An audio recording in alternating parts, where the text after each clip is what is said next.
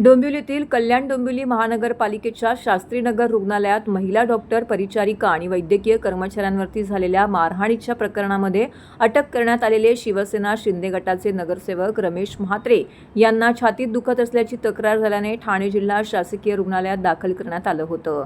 एकीकडे डॉक्टरांकडून त्यांच्यावरती वैद्यकीय उपचार सुरू असताना दुसरीकडे त्याच रुग्णालयातील डॉक्टर, वैद्यकीय अधिकारी, परिचारिका आणि कर्मचाऱ्यांनी हाताला काळ्या फिती बांधून निषेध आंदोलन करत रमेश म्हात्रे यांचे नगरसेवक पद रद्द करण्याची मागणी केली आहे। शास्त्रीनगर रुग्णालयातील डॉक्टरांवरील हल्ल्यानंतर संपूर्ण वैद्यकीय क्षेत्रामध्ये संतापाची लाट उसळली आहे। या प्रकरणी मानपाडा पोलीस ठाण्यामध्ये गुन्हा दाखल झाल्यानंतर पोलिसांनी रमेश म्हात्रे यांना अटक केली आहे। अटकेनंतर प्रकृती अस्वस्थ असल्याचे सांगत त्यांना ठाणे जिल्हा शासकीय रुग्णालयात उपचारासाठी दाखल करण्यात आले। दरम्यान ठाणे जिल्हा शासकीय रुग्णालयातील डॉक्टर, परिचारिका आणि इतर कर्मचाऱ्यांनी रुग्णालय परिसरात काळ्या फिती बांधून आंदोलन केले आहे। डॉक्टरांवरील हल्ले बंद झालेच पाहिजेत, आरोग्य कर्मचाऱ्यांना सुरक्षा द्या अशा घोषणा देत त्यांनी निषेध व्यक्त केलाय।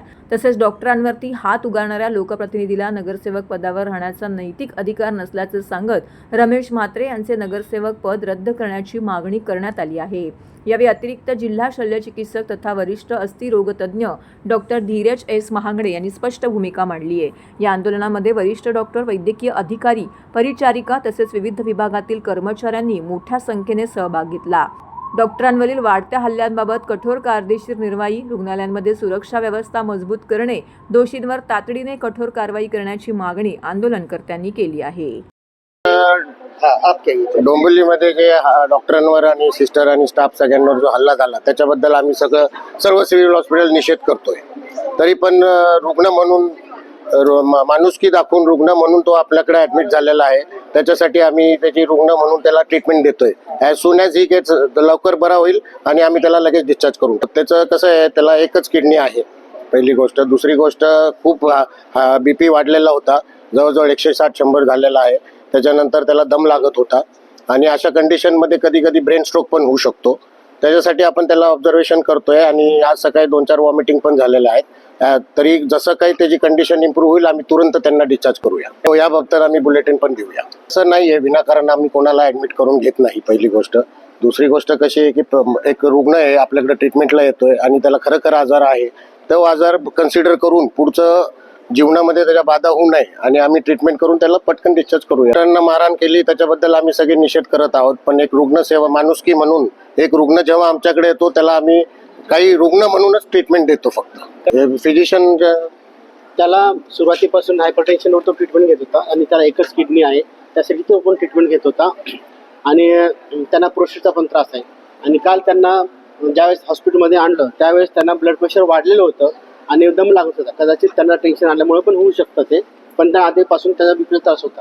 त्यामुळे त्यांना आम्ही खबरदारी म्हणून आणि पुढे काही होऊ नये म्हणून त्यांना आम्ही माणुसकी रुग्णसेवा म्हणून तो आमच्याकडे एक रुग्ण म्हणून आला आहे। जरी आमच्या बांधवावर त्यांनी हल्ला जरी केला तरी तो रुग्ण म्हणून आमच्याकडे आला, म्हणून आम्ही एक प्रोफेशनल कर्तव्य म्हणून आम्ही त्याला ॲडमिट करून घेतला आणि आम्ही त्याच्यावर उपचार करत आहोत। आणि ज्यावेळेस त्याची परिस्थिती स्थिर होऊन जाईल त्यावेळेस आम्ही त्याला लगेच डिस्चार्ज देऊ।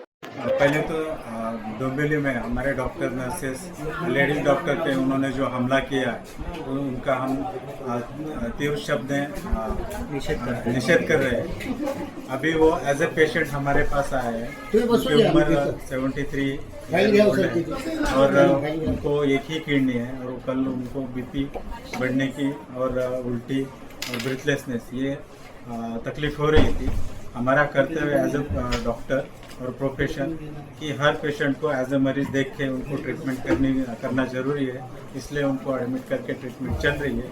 लेकिन जब भी उसकी तबीयत ठीक हो जाएगी, सब मेडिकल पैरामीटर्स ओके हो जाएंगे, तुरंत हम उसको डिस्चार्ज करेंगे। और हम कड़ी मांग करते हैं कि एनी हॉस्पिटल में डॉक्टर्स और नर्सेस को प्रोटेक्शन मिलना चाहिए और ये नगर सेवक के ऊपर कड़ी कार्रवाई करनी चाहिए।